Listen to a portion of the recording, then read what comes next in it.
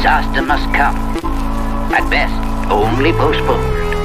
Shaolin Kung Fu, to survive, must now be taught to more young men.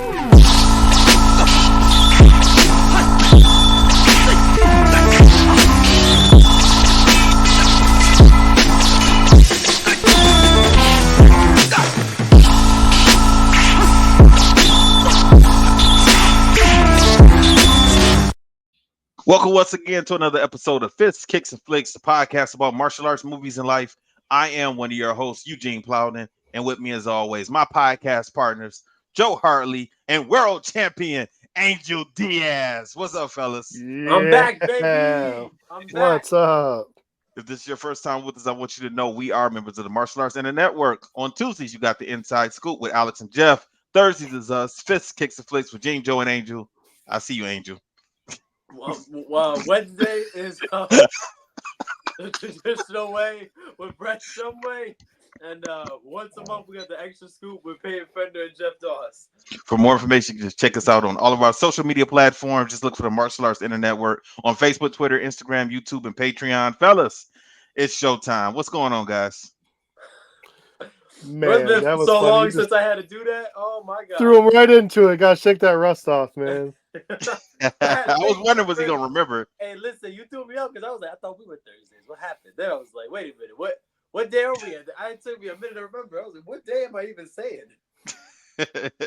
Oh man. You know the messed up part, Angel. I was gonna do that like Vince McMahon. I was like, I can't do it with a straight face. I'm not gonna do your intro. I couldn't do your intro with a straight face. Calling you a world champion. Yeah, listen. I thought you were about to be. I think you're gonna say Vince McMahon, but I say you're fired. I was about to be like, damn. No, that's Trav. That's Trav's job. That's not mine. Hey, listen. After that Netflix documentary, I don't know if I want. I haven't even seen it yet. I haven't seen it yet, bro. It's good. I watched it. It's good. It's good. It's like a, like just real quick. It's just it's not. I guess I don't want to say they lean too much on one side or the other, so they didn't really talk about the allegations. The last episode was like about the allegations, and like the last half of the last episode was like about all that stuff. Besides that, everything else was kind of more like his history and why he acts the way he does. I don't know, it's 50-50. Some people will see it as like bashful. Some people will see it as like they just told his story and who he is. It all just depends on really like how you feel about him as a person. But yeah. Well, I'll tell you what, Angel, after the last two movies Joe and I watched, that documentary might be able to be classified as a movie. Whatever. Damn, prank movies. Goodness. Listen, I was grasping for straws on what to watch. It was on Max, and I remember there being more martial arts in it. So that was my bad. All I'm hearing is my presence is valued when I be coming with my movies, because you guys be talking a whole bunch of crap. But now I see that my presence is valued. Yeah. Yeah, boy. Yeah. What's up, Joe? What's going on, man? You know what? The work is heating up with all this political mail coming in. And I guess people must be shopping early because we get a lot of packages too. So it's just starting to ramp up over there. Home life is home life, and I didn't have enough on my plate, so I figured I'll add one more. So I am going to be the new archery coach for my my wife's school. Joe, what the? Yo, what the? Wait a minute, hold on. I'm assuming you know about archery because this is new. Like, I know you. Okay, so I can hunt. I can hunt with a bow. I can shoot a bow straight. The problem is they have a whole system, like we have the NBL and NASCA and all that. So I got to go get certified online for that and learn their rules.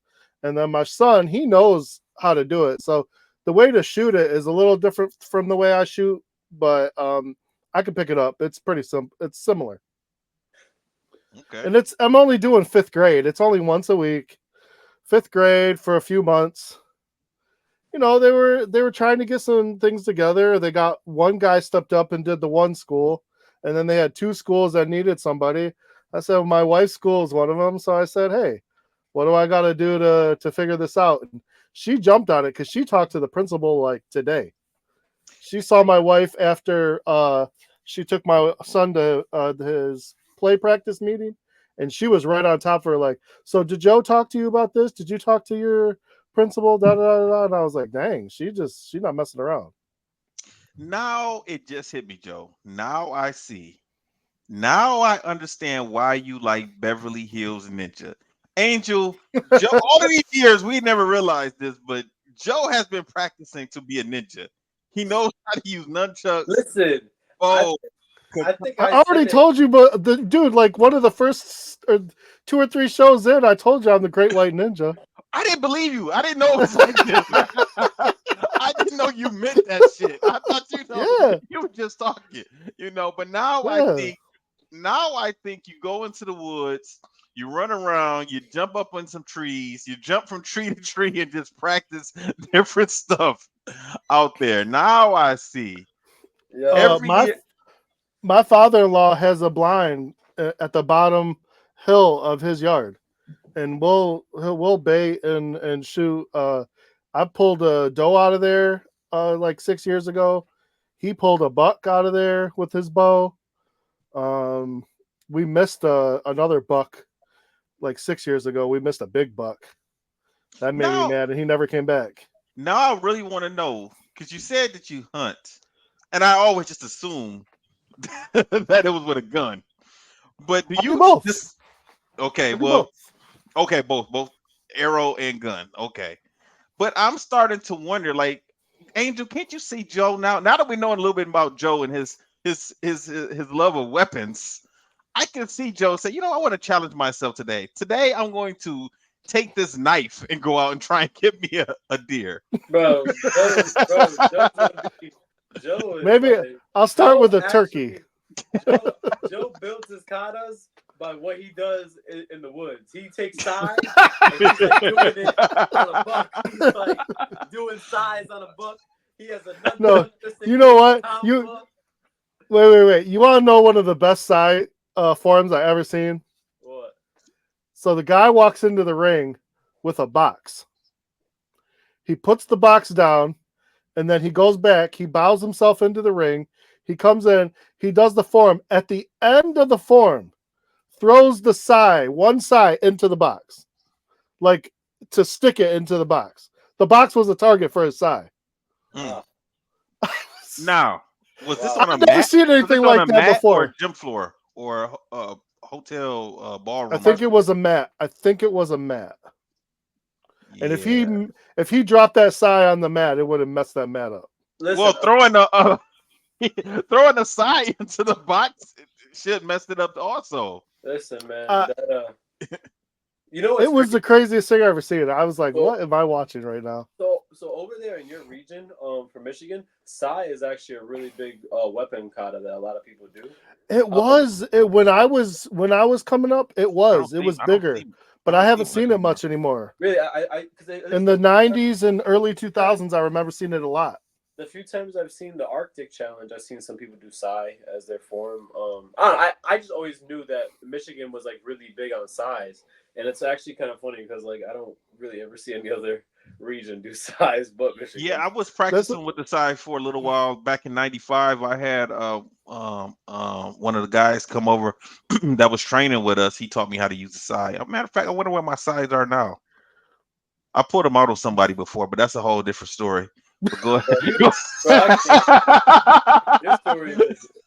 Okay, I want to hear that story. Bats, all this. Yeah, that's a different. Oh man, the funny thing is that you're talking about size. That's the one thing I never really learned that much. My brother, that was his weapon. Okay. I mean, I wanted to. I know how to work them and everything, but like I just know like the 4 basic moves. But Greg can spin them and flip them and all kinds of craziness. Now I feel bad for asking you to run my sparring class because now I know that you're over here being the blonde arrow, on different days, All right, what else is up, man? I mean, really, that's it. We're just into the thick of it, just watching my football. yelling at the TV for fantasy football reasons. All the Bro, fun stuff. fantasy football, I think everywhere in the country is terrible. I mean, God damn it. Listen, touchdowns are down. There's 6 or 7 injuries every week. I got one. Injury rate is so high, it's ridiculous. My best team right now, okay, is I was number 1 until the other day. If Jared Goff wouldn't have got that safety, I would have been fine. But that's another story. I have 6 injuries and only 1 IR spot, and I'm still winning games. And I'm like, I just need like 2 or 3 of these people not to be injured, and I'd be like probably number 1. So that's what it is, man. Fantasy football, that's what it does to me. It just tears my heart out. And I don't even like football like that. This was the one year I said, all right, let me draft a good team. Let me put effort. Listen, bro, I'm not gonna lie to you. As much as I want him to be healthy, man, Tua really effed me on this one. Oh, you shouldn't have never drafted him. Like, what were you thinking? You didn't need Tua. You got Lamar Jackson. No, because you got Lamar Jackson. You don't need Tua. But I needed one more QB just to get points, and I knew that Tua's point margins, he at least gets about like 15, 18 a game. So I was like, that's good enough just to push me over the edge sometimes. And he played 17 games last year, so I was like, he had a good season with the wide receivers they have on Miami. I'm like, it's like he's gonna get points. He's gonna get big time points. He's coming back in a couple of games supposedly. Well, I dropped his ass. Well, we'll see. Yeah, yeah, man. He's made out of paper mache, man. I wouldn't have even bothered. I wouldn't even bother drafting him. Honestly. That wasn't I wouldn't have did that. Let me tell you what though, Gene, because Joe, you're in our league, right? Yeah. Yeah. Let me tell you I just got my first win. Yeah, listen, I worked out well because Troy Sexton drafted Christian McCaffrey first. Thank God, because I was gonna draft him first, and I got Saquon, which for right now, Saquon's like the best bet. Like he's been my best player so far. Yeah. I got Christian McCaffrey in 2 leagues. That sucks. But I got Jordan Mason in one of them, so I'm good. Yeah, but yeah. Anyhow, that's it for me right now, man. Until the rest of these activities start going up, and then next month, I guess I'm teaching archery. So, that starts in November. Yeah, November. You're gonna be teaching archery next month, and it's gonna be your busiest season for work too. Mm-hmm. I mean, I get out of work even if I do 10 hours at 4:30. So. Okay, hey, whatever, man. It's better than you working in night shifts. Oh, I agree. It's better than you working in night shifts. I agree. Trust me. But I mean, if I get one of these supervisor positions, I might be going back to midnight. So who knows? You better deny. I think he wants to be a supervisor. Bullshit. I don't want to go to midnight. Trust me, I don't want to go to midnights if I can avoid it. But working are different. So by all means, Joe, go and progress in your career. Go progress. I think you know what, Angel. See, I think the difference is right now you're still a young guy, without a family. But once you become older and you have kids and a wife and things like that, and you got responsibilities, you look at life a little bit different. I got the overnight thing. I'm trying to retire. I'm trying to retire before 70. So that I can understand. That's all I'm saying. The overnight thing, we might have to all start because I ain't doing that one. I've worked night jobs before, and actually I don't really mind it. It's never been really, really bad. It's usually those are the calmest jobs. The hardest thing is staying up. That's like usually the hardest part. No, I kind of got used to it, man. And I would take a nap. I ain't gonna lie. No, you train your body for it. You train your body for it. Just said. Look what you just said. I ain't gonna lie. No, I took a nap, and then you said I ain't gonna lie. Yeah, exactly. Yeah, I did. I took a nap. Now listen. I was doing security and took a nap. I'm not gonna say where I was doing security. I'm not gonna say. But I was working at security. And at this particular, I did security a few times, but this particular time, my job, I worked from 11 p.m. to 7 a.m. Right, and so the office buildings that I worked in, it was like a lot of lawyers and accountants and things like that going on in the buildings. And there were two buildings connected by a hallway. So I had one building. There was another guard that had the other building. The other guard was an older guy. He was an OG. So I'm following his lead. So he's the one that came to me and said, "Hey, this is how we do it." You know, I said, "All right, cool." Now, in my building, nothing ever happened in my building. No one ever came into that building. Um, Typically, no one really came over there before 6 a.m. Now, his building, every now and then somebody would come into the building or whatever. So he would always go rest first. So let's say at about 1:30, 2 o'clock, I'll do my round, come back, and then he'll say, "Okay, I'm about to go lay down." I said, "Okay, cool." He would go. It was a particular floor in the women's locker room. There was a couch in there, Yo, so bro, this is crazy. so he would go up there and lay down for about an hour and a half. He'll get done. He'll come back. He'll tell me. I'll go back to my building, do my rounds real quick, come back, and then I will go and lay down for about an hour and a half and then come back. And then by that time, it was like 6 o'clock. I'm like, it's an hour left. And then, that's it. So it was pretty cool, doing that. But like I said, nothing ever happened in that building, those buildings that we worked at. So it was cool. We worked it out. I guess But all I did was sit on my laptop and watch DVDs. I would take some DVDs, I'll bring them, slide them into the laptop, and just sit there like this. And that was pretty much. And then every hour you were supposed to go do your rounds. So I would do my rounds, and that was it. Do my rounds and his round. But like I said, all wasn't right, nobody else was in the building, so it was no big deal. all right, hey. Hey, when you got a system, it works. Yeah, Angel, how you yeah, been, man? yeah. What have you been up to? Y'all should go ask Gene because I got a lot to talk about. So you guys should go ask Gene first. I don't. So go ahead. I don't have that much to talk about. I Oh, mean, I'll go ahead. I'll go ahead, Angel. I'll you go go ahead. and then I'll So go. yeah, man. So this week has been pretty cool, man. Like I said, I'm getting ready to go back to Indianapolis in a couple weeks. I have not been down there since it must have been June the last time I've been down there for work.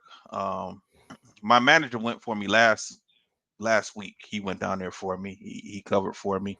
Since right now we just working with one vehicle right now, so he went down there for me. So I'm going this week because we got a lot of new promotions for work, and it's a lot of work down there that I got to do. So I'm gonna go down there in a couple weeks. So we're gonna have to figure out how we're gonna do the show because I'm not taking these lights down there again. So I'm trying to take as little stuff as possible when I go down there. um, Other than that, man, me and Melissa went to a birthday party on Friday. A friend of ours had a birthday party, and that was like kind of my birthday weekend also. So we went out over there, hung out, had a good time. Uh, had champ on Sunday. Saturday, I just got to chill. Thank goodness, just stayed in the house, chilled. Got to work on my drawing, my comic. Excited about that. That I found almost ready to start putting out those new strips, and I like how they turned out also because I'm getting used to drawing on this tablet, man. The first time like I said, the first time I did Jump Kid, I was drawing with the mouse, like I'm literal a mouse is what I was drawing with at first. Wow, you Uh, must have been so talented to do that. nah, man, I actually hate those first strips It that I just did, takes man. longer. Just Yeah, takes longer. yeah, but there's a lot of stuff you can't really do, like having different line widths and things like that. Plus, I did it, and Champ was a baby. I started that strip a year after he was born, so he was in my arms while I was drawing with that mouse. So I never really liked the strips, and I at one point in time I was gonna take it down. Travis told me to leave it up. He's like, no, no, leave it up. He was like, people like going back, and he was like, you're gonna progress. And you know how people like looking back on That how is true. how That you is used true. to draw it and stuff and compare it. And I was like, yeah, I understand that, but this is not the right type of representation for my art. So I never really cared for it really. And then I ended up getting a tablet, but I had to look at the computer screen, and the tablet was not I couldn't just look down at the tablet and draw. So I'm looking at the computer screen and drawing, and that took some used to. getting used to. Now I have a Wacom One tablet, and I got an iPad, a couple of iPads that I use, and now I can look right at a screen and draw. And it's a lot better, better way of doing my art. So it just takes some used to getting, not drawing on paper. It takes some getting used to, and also these computer softwares. But over time, you know, um, a year, 2 years, 5 years from now, it's going to look even better than it does now. So I'm kind of happy about that. And this everything's falling in place as far as the karate school is going good. I'm about to start after I get back in the groove of doing a comic. I'm gonna focus on the clothing, so I want to make sure that I have some gear when we go out for the AKAs. Yeah, I'm gonna give everybody's gonna get their stuff because I owe Seawalk a red hat. I still haven't gave him his red hat. I got a lot of stuff for everybody, so I'm gonna make sure I got that out there for you guys for AKA. What else? What else? What else? There was something else I wanted to bring up too. Can't think of it right now. Like a question of Um, the day type thing or no? huh? Like a question of the day or like something you did? No, no, no, no. I don't really have a question of the day, man. No, not really. Not today. I don't. I didn't even think of one this week. I got one. I got one that's directly related to like what we do. So I got one for later. Okay, cool, cool. Um, let's see. Also, not besides the Jump Kick strip. I'm also going to do two other comic strips also, and and that helps me with my writing a little bit because sometimes when I was writing Jump Kick before, some strips, some scripts I had really wasn't appropriate for Jump Kick. And like I said, Trav would send me a message like, "Hey, I don't know, you on right on the edge with that joke, this, that, and other." So I got two other strips I'm gonna do also, and I'm just gonna draw every day, 7 days a week. I'm gonna do a new strip. Now, everybody is not going to see all of those strips. I'm only gonna put 3 strips out a week, and then what I'm gonna end up doing with all the extra strips, I'm gonna bundle them up together and then put out a book. So when you buy the book, you'll see the strips you saw online, but you'll have some extra content also. So that's how I'm gonna do that. How long does it take for you to do a strip?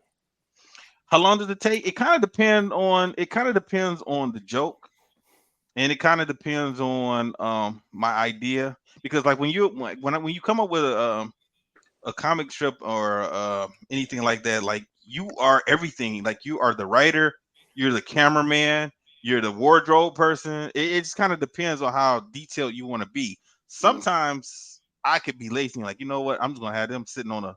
They just gonna be sitting on some swings. That way, I ain't gonna worry about background stuff because I hate drawing backgrounds. Like I don't want to draw that damn tree. I don't want to draw a chalkboard like when they're in school. I hate drawing backgrounds. I like drawing characters and not so much the background and things like that. So it just kind of depends. But on average, I would say from start to finish, it would take me about maybe to do one strip, maybe about 2.5 hours. And that's from it being nothing to fully colored. Now that's not the writing process though. The writing process takes a little bit longer sometimes. Yeah, I could guess that So would. yeah. But that's it for me, man. That's pretty much it. All right, So, what's up with you, Angel? man. It's my world has been crazy. I'm not gonna lie to you, man. Is that your first time traveling overseas to compete? Yeah, my first time traveling overseas, my first international tournament, my first time representing the USA. It was the first time for every single thing you could think of. First time in Europe, like literally everything. I'm gonna ask you a question, and Okay. it's serious. So don't think I'm being funny. Okay? Don't think I'm being funny. So I don't want you like embarrassed, like, dang, why you asking that? But when you competed and won, did you cry? Absolutely. Okay. Yeah. That's That understandable. That's that's the understandable. listen. That's the biggest thing that everyone's been talking about has been that. That Like you that's been cried. that was like the biggest talk Were outside you of just boo-hooing with the ugly face and everything? The way yeah you just said that, really? yeah. Like Oh nah, man, serious. that's cool. But it was like literally like the biggest thing outside of my performance that all I've been hearing everyone talk about was that. The emotion. Yeah, but I think it's That's cool, because man. you guys all see me and I never really show emotion. Even win loss, I'm always super even kill. The most you'll see me is like in the middle of a match. You'll just see me looking at judges like, come on, man, like, or I'm over here like that. Didn't even like those little things, but we all do that, right? But Did like, you do it like Rocky at the end of Rocky 2? I put my When you're arms looking up. for your I put my girl arms and up. you did it? I Did put you my do arms that? up, bro. I put my arms up, and then because they raised my hand, and I think like it took a second, and then everyone saw like it hit me. That I was like, wait, I just won. I just won like my world title, like something I've been chasing since I was 5, right? Mm-hmm. And then not only to do it once, and then I did it again right after that, back to back. Like that's something that I was like Yeah, what? explain it. 'Cause I saw that, but I didn't understand. So you fought in 2 different weight divisions, or what? Yeah, so I won minus 80 kilogram, and I won minus 75 kilogram. And the minus 80 kilogram, I wasn't even really supposed to be in that one. Okay. So they actually just put me in it. They said they had we could only have 2 representatives from each country. They had an extra spot. They said, Angel, it's up to you if you want to. And I said, you know what, man? I'm already going out here. And they told me that right when I got there. So I was like, I already came out here. This ticket was expensive. I'm gonna do it. Because at that point, that's just a bonus. I got nothing to lose. Because my focus is my actual division. Anything after that is just bonuses. That's not my job. There is to win minus 75, to win team fights. That's my job. That's what Anthony Price. That's what AP told me my job was to do. Anything outside of it was extra. It's just, and I don't say this in a cocky way. It's just the show that was put on. Man, it was, I mean, I've had people talking to me so much about it. It's like been nuts. I will say this on this show. I will say it to a little bit. It's like a bittersweet moment, to be honest with you. Like the after effect is a bittersweet moment because I have a picture on my phone, man, and I got this close to posting it. But I knew it was gonna rub people the wrong way. And I got real close, and it was 2 pictures. It was a picture of an empty auditorium with 3 people, and it was a picture on the bottom of a full auditorium, and it said the support versus the congratulations, and I really felt like that. I still been feeling like it just a little bit, just a tiny bit. But like that shouldn't be that offensive. That shouldn't be that offensive. It is what it is. It shouldn't, right? But I'm always trying to be like the ultimate professional, and I always try to just keep my image super as clean as I can, especially being on the show. So I try to keep it as just pristine. But in all seriousness, man, there's people that some people weren't even talking to me before this. Some people didn't even know who I was, and it took for me to go over there and there's not much video on it, so it's tough for me to explain it. It's tough for me to explain it, but it's like what I did over there. Looking back and seeing some of the little clips that I did have, I didn't even know half of the stuff I did. I don't remember some of those things. And the best way I told somebody was I told someone, I was like, dude, it was at one point, it felt like everything was slow motion. I was in that much of a flow state. I was just that locked in that everything felt like it was slow motion. Every single little thing. And it was amazing though, man. I'll be honest, man. So the reason why I cried and the reason why it meant so much to me was because you guys specifically know I had to stop doing the show because I just opened up a school. And Gene, I think you heard my voice. I was mentally I was stressed out. Physically, I was I didn't even I barely had any time to do anything once I opened that school. So even the last 2 weeks before going to the World Championships, bro, there's nights I had to go to the gym at 2 a.m.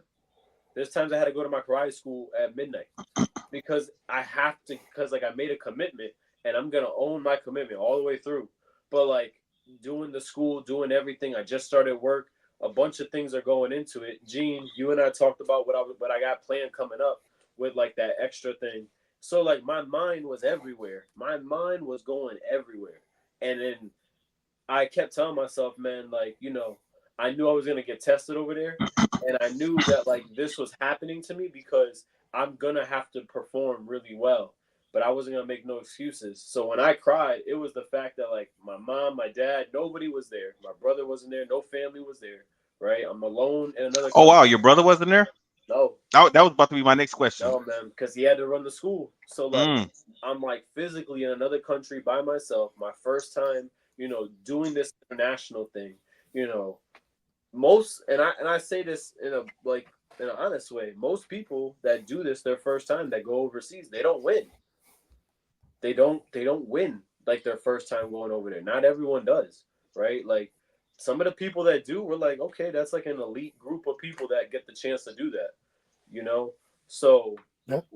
so I'm going over there. I'm dealing with all that. Then I win, and then it was like the way that I was winning. When I started looking back at some of those scores, I couldn't even believe how high they were and like what the difference was between us. And then like when it was all said and done, like it was like a big weight was like lifted off my shoulder because then I had to like cut weight before I'm getting over there. And like me, if everyone knows, like I never go into a tournament overweight. I always make my weight. So like I like everything I did, weightlifting, cutting weight, like everything was so perfect. The last step was just to perform. And when I finally did it, man, I won. Man, there's like a picture out there of like there's one picture of me with my hand raised and you see me crying in the ring. And there's another picture of me hugging Noreen and like I cried on her. Like I mean, I'm saying like she was holding me up at one point because because it hit me all at once that I just couldn't believe what I did. And then to be honest with you, man, some of it was like a bittersweet moment in terms of in the moment. It was kind of tough because everyone I fought for the world championship was a US fighter.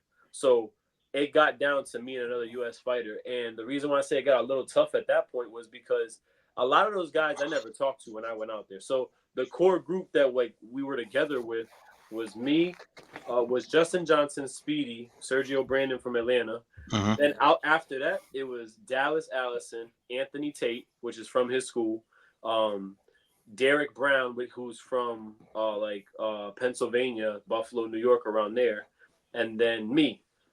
So all of us are together. I ended up having to fight Derek for the -80, and then I had to fight Dallas for -75. And like the tough part was like we are literally walking everywhere together. We're laughing, we're joking.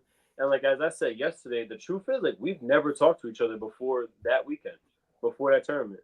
Because in a way, not in a rude and like a hatred type of way, but like we're enemies. Like we're rivals. We're not talking, like Ski even told me while we were out there, he just started talking to some of the people he competed with. He still never talked to them years after. Like it's just it's that culture. But Ski was way more nicer than me because he was way more outgoing and talking to people to me. I didn't really didn't talk to anybody. So I understand what you mean. Yeah. So I like definitely. for me, so now I'm there. We're all we got in that country, right? So now we're there. We're talking like till 4 a.m. and then we're going out and fighting, which for us 4 a.m. was like typical 11 o'clock over here. But then we have to fight over there. When we're fighting over there, it's like 6 a.m. over here. So if you're not training under those parameters, your body may still be waking up. I just got lucky that I did everything right. And I don't want to say luck. Like I worked hard for it. So like I knew I had a plan going out there.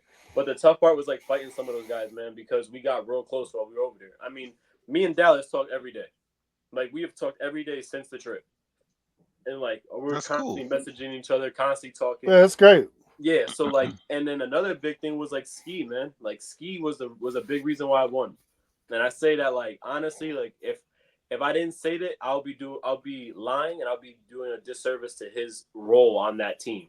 So Ski was there, and they said like he'll be a coach, right? If Anthony Price or Terry couldn't make it. And we go, and I had Anthony and Ski, and I asked like Ski, could you sit in the chair with Anthony?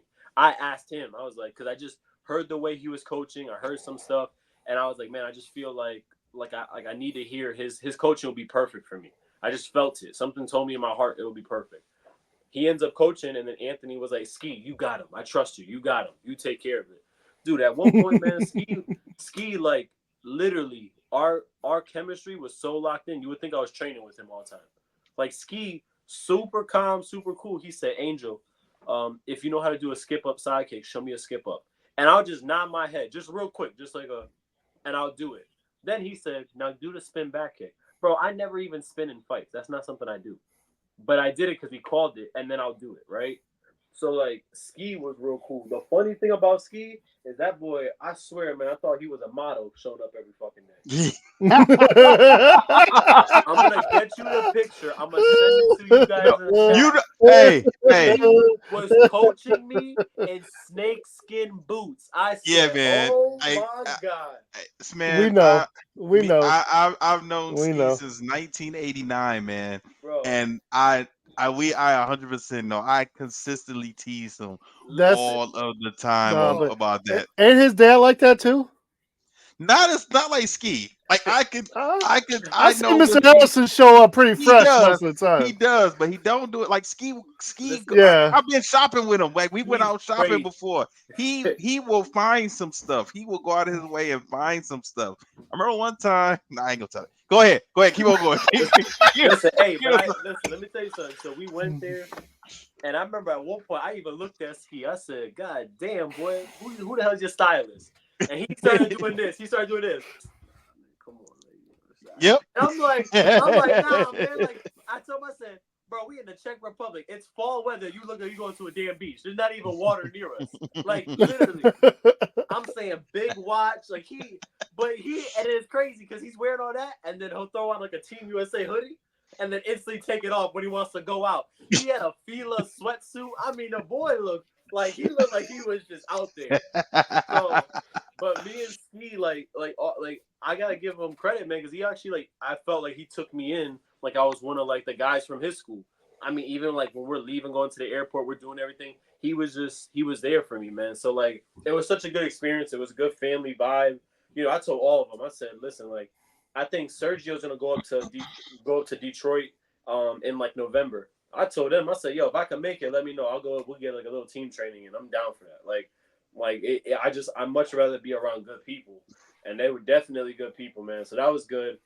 One thing that I will say that was funny, man, is Gene. You may know the story, but we actually called Trav while we were over there. No, I don't know anything. Travis, No, tell no, no, me. no. I'm saying I'm gonna tell you the story, so you may know Okay. what the story was about. We were talking about team fights because we lost teams, right? And it was a close match. We lost in overtime. And Ski told us the story about how Trav and him got up 27 points, and whoever on SCS before BP and Carlos and all them came on forgot the name he said. John And I Trzaskowski. know. John I know. Krzyzewski, yes.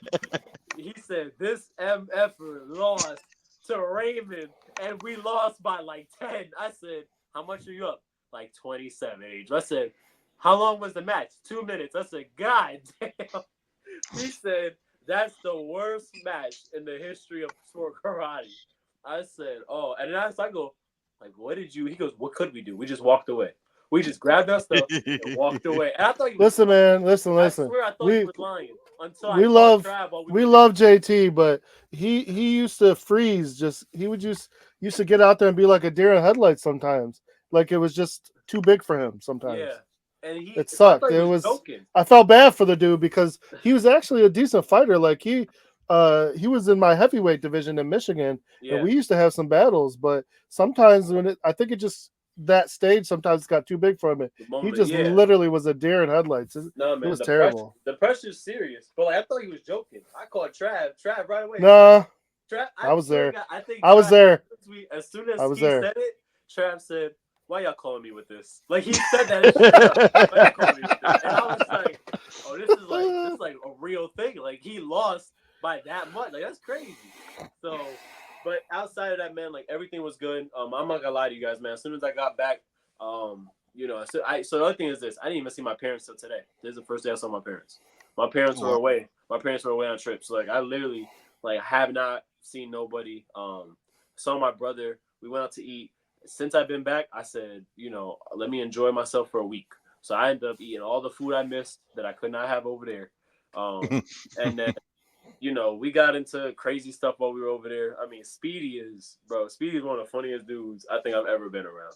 Like, if you guys ever get a chance to talk to Speedy, he's one of the funniest people I've ever been around. And then Max, then when you pair him and I together, I felt like it's like a Gene times 2.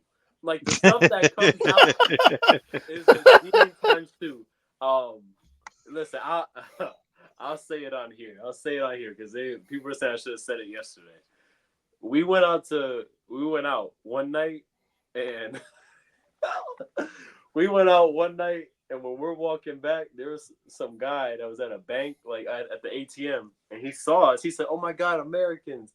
Oh, I love America. In New York City, I love America." Bro, Speedy looked at him and said, "Yo, man, where the females at?" and the guy goes, he said, "Females, women, where the women at?" And we started cracking up because he was making a joke that he was gonna say that to somebody. But we didn't think it was serious. Oh, okay. He said it, and we're like, "Yo, what, Speedy? What are you doing?" So the guy goes, I don't understand." Speedy looked it up on Czech and then said it in the Czech language back to him through Google Translate. Yeah. He said, did he tell you? Yeah, he said, "Graset multicare." So then he pointed, and Speedy goes, "Nah, bro, not over there. It's a sausage fest over there. Where's other women?" It was just like we got into crazy stuff. We terrorized AP the whole time, man. But yeah, it was a good time, man. And I got back. Literally, I think it was like the first week I started training again. So I was like, all right, like now I'm good to come back to training. Like I had to give my mind a mental break. But yeah, man, that's pretty much it. It's been crazy. It's been a crazy ride. I think just the biggest thing has been just hearing everybody talk about just how good I did. I just didn't think in the moment, you don't know how big the impact is or how good you actually fought. And then just seeing like the byproduct of it now is just crazy. So that's good, man. Congratulations again, man. We're yeah, proud man. of you. Thank you. But you know what? 100%. 100%. Joe, you know what, man? Huh. I don't know about Alex, but I think you and I might be the only people that don't have world titles as part of the Martial Arts Center Network. So yeah, we might have to get out there, but I'm not gonna do karate. I'm not gonna do karate. I might do like coin flipping or something like coin flipping. You know what? I'm getting pretty good at that. I throwing them beanbags, man. Hey, I'm not gonna lie to you. Listen, let me tell you something. Once you learn the game, I can see why it's addicting. I can see exactly why it's addicting. Oh, it's fun, especially at a good tailgate. Yeah, it's fun. I like it. I've done it. Yeah. But yeah, man. So that's pretty much everything. The last thing I would say, man, is just like, and I say this honestly, right from the bottom of my heart. I really missed being on the show. It bothered me when I couldn't be on, and then the other thing, man, is I just want to say thank you guys for the support. Honestly, I want to say that now. Give you guys your flowers. The support, listen, man, means a lot to me, bro. Support really means a lot to me. When I seen that, because honestly, I didn't even know you was gonna be going overseas like that. I kind of forgot, and I'm like, the only thing I was thinking the whole time, like, man, I wish that we could all see each other one time. We've known each other for almost 3 years. We have never. This is our relationship right now. Like, we talk on the phone. We text. We interact on social media. But we see, and I'm like, dang, I just wanted to give you a high five and a hug, man. Oh, man, and I'm like, I can't. I need to put that on the shirt. I just want to give you a high five and a hug. Come on, put that on the shirt. I'm just saying, like, it's hard when like we are good friends and we've never even met in person. No, I know. I mean, yeah, right. Because Joe and I, we see each other, frequently. The only person I met that I've only done a show with like 3 times was Gibbs, and Gibbs was giving me crap the whole time. That's what he does. Gives everybody crap though, so that's what he does. If he didn't give you crap, then he wouldn't like you. If he didn't give you crap, I so that's a good thing. Gibbs was giving me extra crap because when I was fighting, he was coaching, and I think at one point, he said it. At one point, I told him, I said, "Whatever you saying ain't gonna help this boy," and I just walked away. And he was just like, that's what he said. He's fucking Michael Jordan out here sticking his tongue out. I was like, hey, bro, I was in the zone. Let me fucking go. I was in the zone, bro. Hey, listen, man, I was in the zone. Hey, one thing he was coaching against you? Yeah, he was coaching against me. There's a TPK guy, and he was trying to get in your head. Listen, I was just racking off, and at one point, he literally said, "Why are you letting him do that? He's not that good." And I think I hit the dude, and I stuck my tongue out, and I said out loud to him, I said, "Whatever you saying ain't gonna help this boy." And I turned right around and walked away. And that's when Gibbs came up to me after. He said, "I'm so proud of you. You won. You ever fucking say something like that to me again, I'll hurt you." I said, oh, he meant that. Yeah, he said, "I love you. I'm so proud of you. Ever say something like that to me again. We're gonna fight right out here." I said, "Oh man." Yeah, I've been with Mike before, and you know how stuff will happen, and someone will say something like, "You don't want to mess with me. I'm crazy. I'm crazy, yo." When Mike says that, he means it. He's He crazy. means Yeah, it. he's crazy. Listen, he's I crazy. have witnessed it many times. Yeah, I know. Like, I hear your stories. You two together, that's a whole different type of. But yeah, man, it was. I knew Mike in his younger years, so and we used to kick it for like 2.5 years, man. So No, I yeah, got. we've had some fun.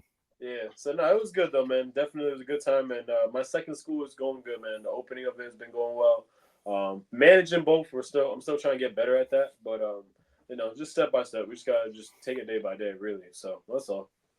That's Cool, good. man. That's good. Yeah. Well, let's get into the movie. Fighting.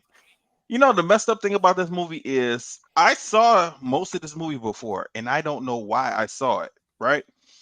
I I went back into the podcast, our thread, to see if we've watched this movie before. I've looked it up. I looked it up too, because I We've thought we never did. watched it. I know I known we've never watched it.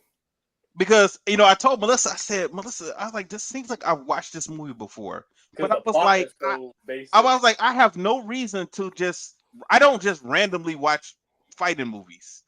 And I have no idea why I knew that movie or why I saw most of it. I didn't see the end, so I didn't know I didn't know how it was going to end. But for I would say about 80% of this movie, I saw it, and I still can't figure out why. And it was a recent that I saw this movie. You did the same Okay. thing, Joe. You looked it up to see if we watched it. Yeah, I did, because I was like, I went through it and I go, dude, I've watched this. I've seen this movie at least once, and I was like, did we do it for the podcast? And I guess we didn't, Okay. because I couldn't find it. I couldn't What find it at if? all. Do you think we watched it and then changed our mind for We some never reason? watched it. I promise you, we've never watched it. I promise. Well, maybe you weren't on the show with us, Angel. Because Because I'm saying that is because I've watched this movie 3 times, right? Mhm. But all two and really, it was like two. I watched 3 times, 2.5. The reason I say half is because I just rewatched bits and pieces because there's little things I didn't remember. But Mhm. every time I watched it, it was before I even knew what Martial Arts Center Network was. Like I've that's why I say like I would have if we would have talked about it, I would have known because I would have rewatched it again, or I would have been oh yeah. At one point, it was on Netflix. I think we may have suggested it, but we've never watched it at all. well, I know I damn sure didn't rent this movie before. I know No, I not at know all. that. No, not at all. So I don't know why I saw it, or I can't even think of who I would have been around who would have seen Is this it just movie. the other thing could be this? It could be three. Well, it could be two things. One, the plot is as basic as we've seen almost every martial arts movie after Jean-Claude Van Damme, right? With Bloodsport, really. But the other reason I was gonna say is because a lot of those faces in that movie, man, they No, are no, no, no, no. familiar I faces. knew what they were going to say. So No, I you watched it saw on it. your own. You watched it on your own, man. I wouldn't have done it. There had to have been a reason why I watched this movie, and I wish I could remember why. Because I just don't turn on movie like a Channing Tatum. I'm not turning his movies on. Maybe if he does Gambit, I'll turn it on. But typically, I No. don't. I don't really Gambit, watch his the movies. words. Listen, Gambit is probably one of my favorite when it comes to just straight up line for line and dialogue. One of my favorite, bro. Let's kick it off, Joe. I mean, this movie is Lionheart. It's just an updated version, but I mean that's all it is. It is. I a mean, guy picked a fight by a hustler. Mhm. His name is Sean MacArthur, played by Channing Tatum, and the hustler is Terrence Howard, playing Harvey. Mhm. And basically, they meet each other out on the street, and he makes it look like a chance encounter, but he set him up. He set him up to see if he could fight, and then he hired him to fight.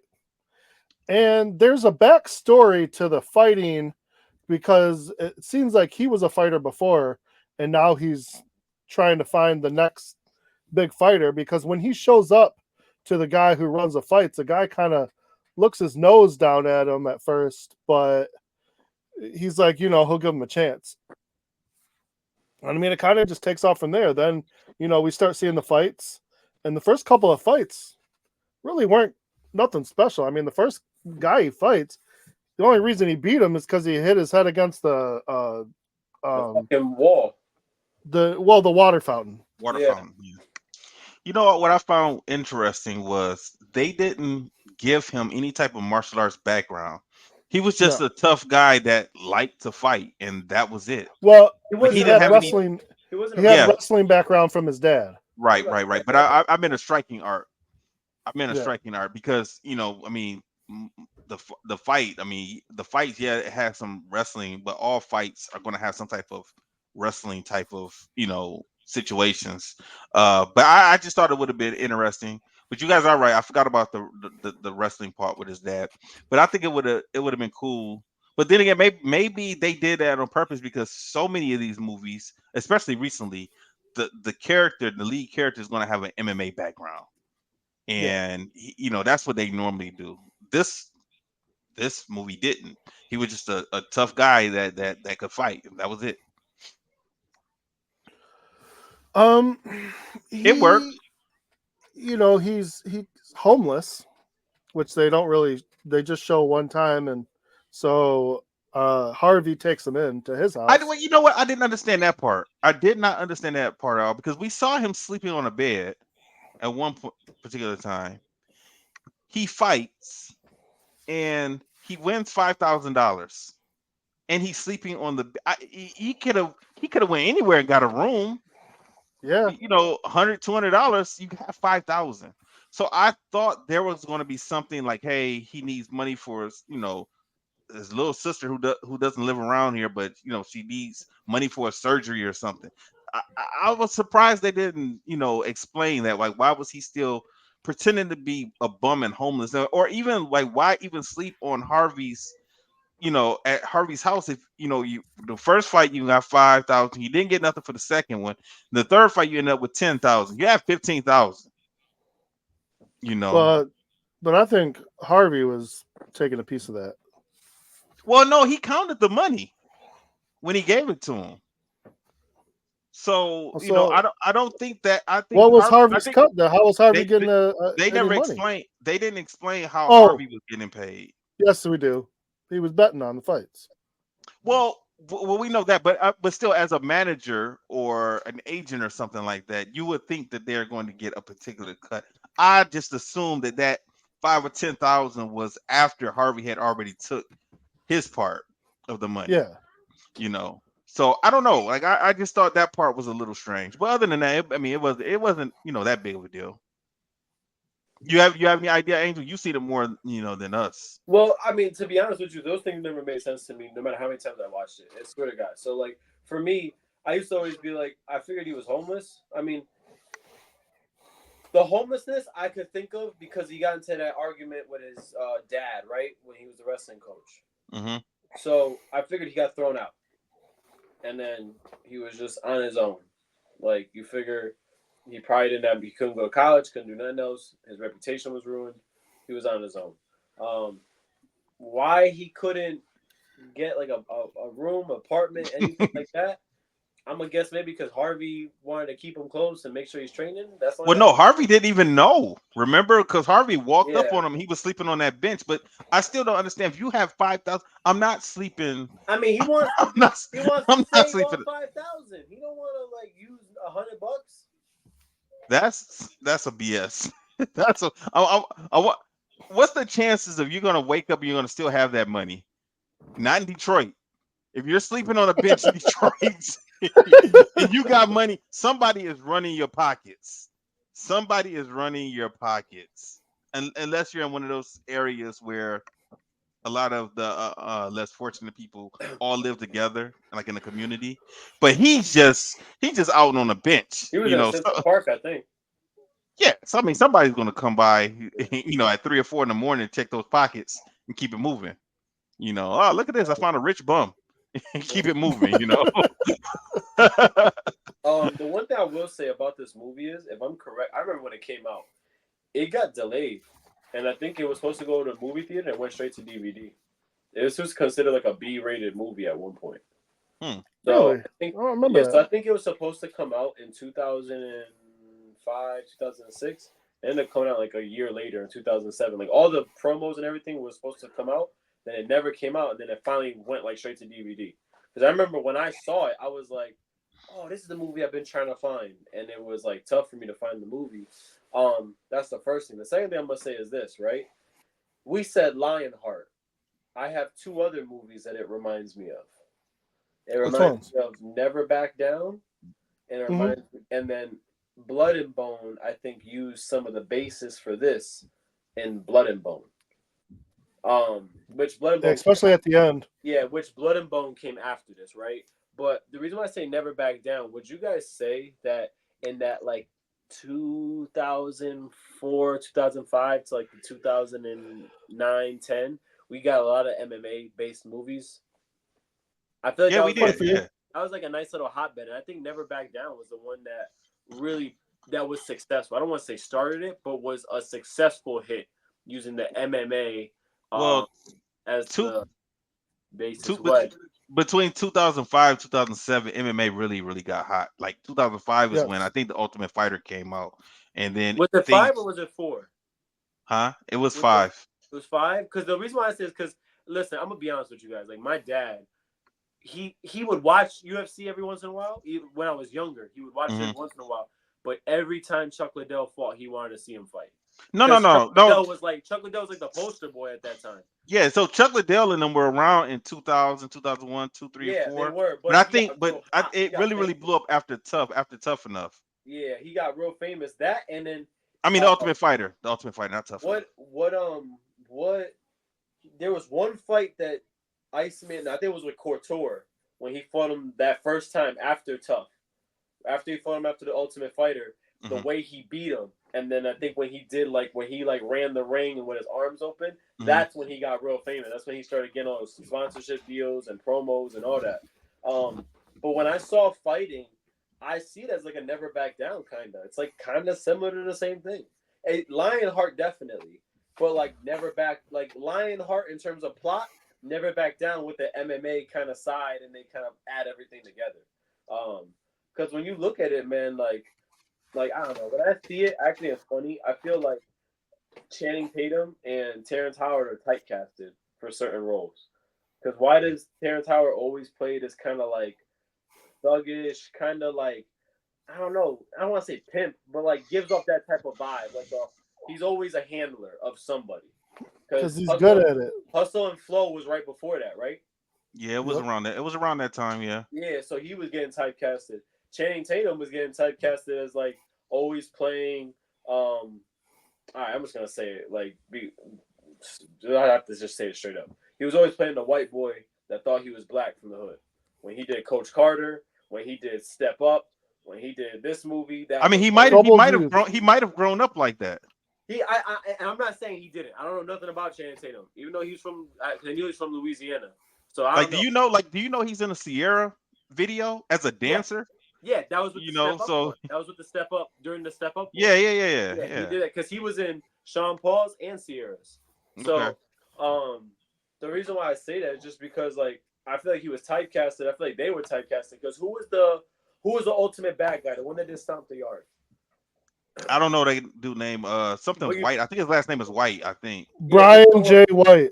Yeah. yeah, and I'm like I feel like he always plays somehow like the He does. angry black dude, like Yeah, that's he like does. bad. Like he always is that dude. Hmm. I'm not gonna lie to you, like he kind of has the face for it. Every time he gets angry, every time he's angry, I'm like, bro, that motherfucker's angry. Like he's pissed. But Right. just at that time, it just always seemed like that was the roles that they were playing. So I just when I was watching this movie again, that's something that popped into my head. I was like looking on it now in the future, they've all kind of like always played those roles until recently. Recently, they all kind of broke out of that, but around that time, that was like all they were like getting. Okay. Go ahead, Joe. He wins the fight. They go to this club to talk about the next fight. I guess he's gonna have a fight, $10,000. So, like we said, we see in these movies. He's gonna keep moving up until he gets to the big fight. In the club, he runs into, I guess, an old acquaintance who wrestled for his dad. It seemed like there was some bad blood. The character is Evan Haley. Uh, we don't really know much about him at first, but we do find out later. I guess he's a boxer because he was on TV boxing. He seemed Had to Actually, have a reputation or a fighter. he was in a boxing ring, but I looked at his feet. He didn't have shoes on, so I think Yeah, I that thought was he supposed was to be MMA. MMA. I think he Yeah, did MMA. Oh, I only yeah. saw him throwing And punches. Even in the those fight, he was only punches were throwing punches. those punches were horrible that he was throwing. They really were. Oh my god! He needs They to didn't have stick to they stop. didn't have any type of striking coach on set. He needs to stick to strolling. That's what he needs to do. He needs to stick to strolling on that. Stick to strolling, bro. Earlier when he was hustling, he ran into a girl. He didn't learn her name. Then he ran into her again at the club. Her name is Zule. Zule, Yeah, Yeah, I guess, she's or something like fun. that. So he he keeps wanting to run into her, and like we said, he's staying with Harvey now until the next fight. We get to the next fight, and I mean, like I said, these first couple of fights, they're there's not a lot going. Like, he's not very impressive. no, He's no. just kind of getting by on his will, and the fight actually ends up, first off, $10,000 is a lot of money, but if I walked up and saw this dude, I might say, nah, we can come back. Maybe we can get another fight. You talking about the big dude? You talking about the very very big dude? That guy was huge. Yeah, yeah, he was. Like, Yeah. and he looked crazy. And when I saw him, I was like, wait a minute. That's when I realized there's no type of organization because this dude is a super heavyweight, and this Right? guy, he might be maybe Sean might be maybe a middleweight. Like they are out of 180 pounds at they best. are not in the same weight class, but it didn't matter to this underground fighting. Yeah, well, and Sean kind of hit him real hard and put him on the ground, but then it took him like 2-3 minutes before he figured out like to jump on him and start hitting him. And then he looked got like he put was in a surprised. chokehold. He looked Yeah, like it he was really surprised. crazy. Like, I'm like, if you're first off, there's $10,000 and your life on the line. Like, you jump on that fool, you just put him on the ground, you gotta hurt him now. Right. But man, that was killing me. And then he gets put in the chokehold, so obviously we're thinking he's done. And one of the helpers, one of Harvey's teammates, kicks the dude in the back of the head. So, but no, like you said, there's no organization, there's no referee.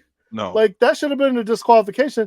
Now this big dude goes after that guy, and they end up in a convenience store, and a lady pulls out a gun. I mean, it's a mess. And Look, so now there's no payday. All of these fights were ridiculously, man. It was like it's like the worst possible street fight you could possibly be in. Like, there's no rules at all. There's no ring. Anything goes. You can use the wall. You can use the water fountain. You can use whatever. I'm surprised somebody doesn't get stabbed at these things. And it seemed like it only seemed like everybody got a piece of his ear shot off. It seems like it was only just those two fighters. Like, it's not like it was a whole card of people. It just seems like everybody is waiting around for just this fight. That's how underground fighting goes, though. You know that, right? No, I don't know anything. I've never been. Well, yeah, that's how it goes, man. No, I've never been. People are placing wagers, especially at that level. It's high betting. So you have a lot of people that are whether it's like legal or illegal, thousandaires and maybe millionaires, they're like showing up and they want to see like a fight, but they don't want to see a bunch of fights. They want to see just the two main attractions, the two bets.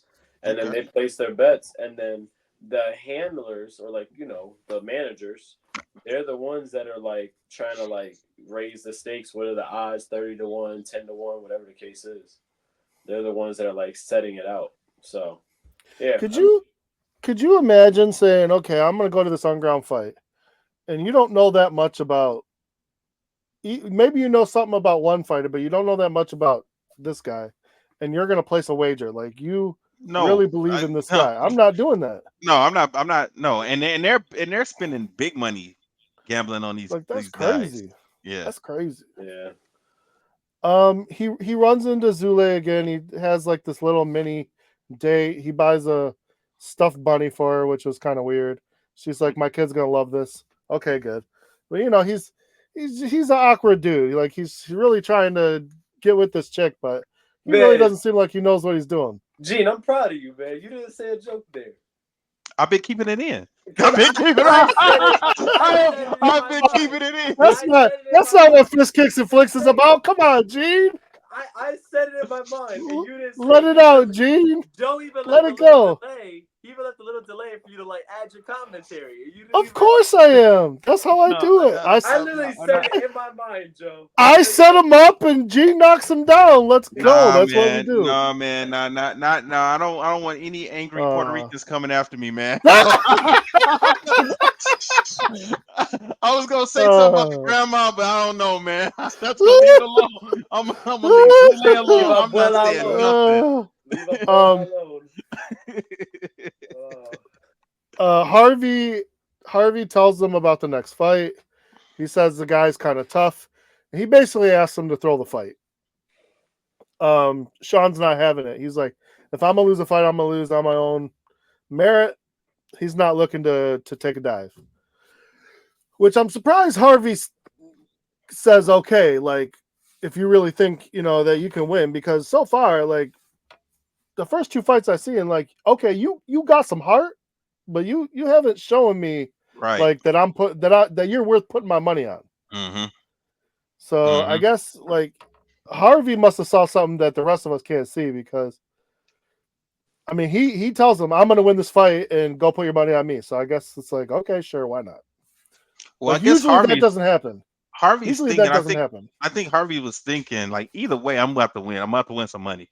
If he wins, I win some money. If he loses and I bet against him, yeah, but it could be a wash. It could be a wash. That's the problem. Yeah. You know what I'm wondering? Usually we could, at least on the last fight, like we should have got what the odds were. Yeah, we didn't get that with any of these fights. Like usually there's supposed to be betting odds. It was almost like you just double your money. I don't know, because with the last fight, if that is true, Harvey wouldn't have gotten anything. Why would he have even gone through? Because it ended up with $1 million at the end. So he took $250 from one person, $250 from another person. That's $500,000. Yeah. If they would have doubled it and been $1 million, Harvey wouldn't have got anything. Those guys would have got their money back, plus whatever else. Like, what's the incentive for them to even bet? Yeah, you're right. That didn't make sense at all. Yeah, not at all. So this fight, just like the last two, this is the third fight. Yeah. I mean, all his fights kind of start that he's getting his butt whooped, and then he kind of has like a Hulk Hogan moment, Did you guys recognize who this was? I did not. That was Kung Lee, wasn't it? Oh, from UFC. Was it? Yeah, I believe that was him. Yeah, when I saw him, I was like, yes, it is. I got the cast list right here. That's crazy. I kept looking at him like, I know who this is, and I couldn't think of it. He always has these like weird roles, bro. Like weird roles. Like I feel like Joe. I feel like Gene. That's not the first time you've said this to me, and it's not the first time I feel like, really? Like yeah, exactly. Really? It's him. Like he always has these weird roles. Mm-hmm. Man. He's holding his own for the most part, but I mean, he really is taking a pretty good beating. And he gets into a situation where he has him in like a triangle hold, and he has to pick him up and slam him. And that kind of basically gives him the chance to turn the tide of the fight. Other than that, he was getting his butt whooped. I know. Well, I think when you slam someone like that, I mean, it'll, as long as you don't mess their neck up, like it'll take the air out of you and give you a chance to really jump on them. Oh, I thought he landed on his head. I thought he landed, on his head. And like he braced to protect himself. I think his back and stuff took the brunt of it. Okay. For the most part. But yeah, I mean, in that floor, what is that floor? Tile? Yes. Yeah. That's why I thought he should have died. That should have been murdered. He takes back control and chokes him out, wins the fight. And I mean, everybody in the room is surprised, but Harvey just kind of looking like, okay, I guess when he says he's going to win a fight, he's going to win a fight. Yeah, because that was another 10,000. That was another 10,000 and he won. Well, he didn't get the second fight he didn't get anything because of the craziness that happened. Because of the interference and all of that, nobody got paid. So this was 10,000 that he got. He runs into Evan again, and they start getting into it. Zule, she sees all this. She at this point, she's not. Here's what I was wondering, and we find out why, but she's never really asking about him being cut up or him having a black eye or a bruise. So she obviously knows what he's doing. She's just not saying nothing. Well, she knew he was a fighter. That's all he told her. And she acted like she didn't know, but obviously she had to have known. I'm just saying, even before he said something, like she never really asked about this and that and that and this. You know what I'm saying? Yeah. This whole scene with him going to her house for the first time, what was Grandma running around trying to kick him out for? He wasn't. I was going to ask Angel that. I was going to ask Angel that. I have no idea. He wasn't trying to like get fresh with her right away or anything. Like she was mad. She was. And the reason I said it is because she was speaking fast, and I couldn't understand if she was speaking English or Spanish. So that's why I said I was going to ask Angel. You know what it was? No, I'll tell you. Huh? You know what? You know exactly what it was, though. Now I think about it. The last time she had a guy over, she got pregnant. Oh. No, I didn't realize that. I didn't. Because she got the kid, so that's probably why. She's like, no, I'm not taking no more grandbabies right now, or great grandbabies or whatever she is. She's eventually gonna have to move on with her life and find somebody else. She's not gonna just stay a hermit the rest of her life. Yeah, well, maybe Grandma's like, no boys over until you get married. Zule wants to play. There he is! There he is! Let's go! See? I'm gonna tell contain him. Can't contain him. I could tell you, ain't no way in hell after that situation with Grandma, ain't no way in hell I would have dealt with what happened later on. Not in that house. Grandma was gone. It's okay. Nah, Grandma could have came back. She could have came back from church, wherever the hell she was at, and me and Zule would have to take that back to my park bench, and maybe we could have had some fun out there. But we wouldn't have did it in the house. No, not with that Grandma. No, she was too fiery. That's crazy, man. Grandma was too fiery for me, man. No. Girls, you gotta go. Get out. Go. I guess I didn't realize it. I must have missed it because it was fast, but I guess Zule had like a notice on her door, eviction notice or something, I'm assuming. Mm-hmm. And so just like in all the other movies, the main character wants to save the girl. But I mean, she gets offended when he even asks about it. Probably because she thought he was showing up for a different reason, and he starts talking about money. So, I mean, I get that. Well, she didn't need his money. But, I mean, she obviously did. She did. That must have been a little mess up in the script writing there, because we find out that her and Harvey were working together. So, obviously, she's not working for Harvey for free. How much was the cut, though? I don't think she was getting a big amount for a cut. It should have been a nice size. If I'm the one that's acting like I got the money, it should just have been. It wasn't like he was just gonna throw her $50. She should have been making enough to cover her rent.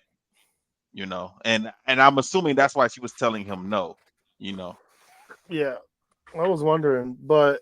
It was weird. I just want you to know, Joe, you're frozen on my screen. Can you see him moving, Angel? You see Joe moving? No, I see it. I'm not moving on mine either. All right, keep on going, man. But don't mess with anything. We almost done. Yeah, it's all good. We get to the last fight, and it's going to be against Evan, which we kind of knew. Yeah. Mm-hmm. And they're going to bet big money. And Harvey, again, wants him to throw the fight. And just like always, he's like, nope, not going to throw the fight. They get into it, and then I guess he agrees to it, but you can kind of tell, like, well, he was mad at Harvey. Yeah, he was mad at Harvey because he found out that Harvey and Zule were working together, but he thought something else was going on between them. Yeah. And then when Harvey told him what was going on, I would have thought he would have been like, "All right, I understand," but he still had an attitude about it. I think the whole thing was bothering him altogether. But I mean, really, it is what it is. And, when you got two people in your life that, she's making that bet, she could have talked to Harvey trying to get him to change the bet. But, so it's kind of like two people not believing in you. So I get Right. that. But I mean, it is what it is. They got to make this money. And like you said, he's putting up 500 G's, and it's not even of his own money. Right. So, that's a lot. And they're looking like your boy better be down, because he's telling them like, you're gonna make him, this is easy money. And Harvey puts his life on the line. So you better be playing ball, otherwise it's gonna be a Right. problem. Right. Now we all know how this is gonna work, because he's pretending to play ball. He goes all the way, he gives them a good fight, and then it does look like he's about to lose, and then he busts out and he wins the fight. And Harvey, go I ahead. was gonna say I was a little confused 'cause as the fight was approaching, and as it started, I didn't know what was going to happen. I was like, he can't lose to this guy. This guy is his enemy, but at the same time, he agreed to throw the fight. And I thought both their lives were on the line. It's not Harvey's. At least that's what I thought. Well, Harvey acted like at the end that it was only his, because he was Right. mad. He was like, and at the same time, he was like, "Look, I guess I'm proud of you, but I'm also a little pissed because now I'm a dead man." Get me killed. Good job. Yeah, but he did tell him like, "Nah, man, at the last minute we put the money on me, so here's $1 million. Like, let's go take a trip to Chicago or whatever that was." So, and I mean, every one big happy family, I guess now. Well, Harvey wasn't. Harvey was not going to Chicago. He said, "Let's go to California." He, Well, he you says know, we can do that, but then let's keep going. And yeah, because he's once a hustler, always a hustler, man. He's gonna keep hustling. well, he didn't want to get those people that money, and he wanted to make sure that he had some distance between, Oh him yeah, I didn't even and think about that. I didn't Well, yeah, think about that. not even just that. Not even just that. You gotta also think, man. New York is a big city. What's another big city outside? Like, there's only a few big cities. Everyone always talks about the biggest cities are New York City, Miami, Chicago, so LA or California, but depends on where you're gonna go in California. But LA is like the biggest one. So right. he's probably thinking, we could run the same thing in Chirac. We could do the same thing in LA. Well, Harvey has to be careful because I mean he got people coming to get him, so he got to lay low. That's why they never came out with a You know, second one. yeah, yeah. They would have to have Harvey staying off the internet. He can't be on the internet. He can't be on Facebook. He can't be on Twitter tweeting. Yeah, man, we about to take this fight tonight. Yeah, Come not watch at my all. boy Sean beat some ass. No, because the next thing you know, you're gonna have people flying out from New York to come get him. So, Yeah, all it's gonna right. be a mess. All right, what's y'all grading this one? I enjoyed it, man. I give it a B. Yeah, I said B2, man. Honestly, it wasn't bad. It's not. You know what? Every time I see it on, if I'm bored or I got nothing else to watch, I'll watch this movie. Yeah, I would too. Yeah, I'll watch So it. I don't mind it. Yeah, I was gonna say like B plus, so I'm good with that. That works. Yeah, Cool. definitely. Angel, before we got started, we talked about watching Kingdom next, but we're gonna watch season 1. What Of is Kingdom. Kingdom? That's a show. Yeah, it's a we talked about it before. It's It's an MMA show. yeah, it's an MMA show. Uh, Um, Frank Grillo and Oh, yeah. All right, bet. Cool, let's do that. yeah, so we're gonna watch Kingdom. We're gonna start with episodes 1 and 2. We'll watch 1 and 2. We'll talk about that next week. I don't know if it was 10 episodes or 13. I think it's 10 per season. Okay. So we can do it like we did Cobra Kai. We'll watch 2 or 3, and then do the last looks 3. like it's on Netflix. And how many seasons are there? I think it's 3. So Yeah, I think so. So we watch one season at a time. We're just gonna stick for one right now. We'll take a break, so we're just not consistently watching these guys because we might get burnt out, man. You know, Okay. so we'll spend the next few weeks. You know, maybe this should take us through October. Okay. Through October, and we'll watch Kingdom, and then in November we'll move to something else instead of watching season 2. All right, that sounds And good. we'll pick up season 2 later on, maybe in the spring or something like that. All right, cool. All right. Yeah. All right, cool. So next week we got Kingdom. What do you guys think? Should we do two episodes or 3? There's I think how many? There's 10 episodes. What do you see, Joe? I haven't found it yet. Oh, my bad. I thought you were looking at it because you said it was on Netflix. I thought it was, but it wasn't the right one. No, it's Okay. on Freevee or Prime, and it is 10 episodes, 3 seasons. Should probably watch 3 episodes for a show. Because then the fourth. The last one could be 1 episode and do a recap. Reflection, like a reflection of everything. Okay. So we'll do 3. Yeah, that works. All right. All right. You guys Sounds got good. anything else? Nope, all good, man. No, man, I'm good. All right, cool. Let me see if I can do this the way Travis told me to. All right. All right, everyone. Let's stay safe, stay strong. We'll holler at you next week. And I'm going to play our music. Disaster must come. At best, only postponed. Shaolin Kung Fu, to survive, must now be taught to more young men.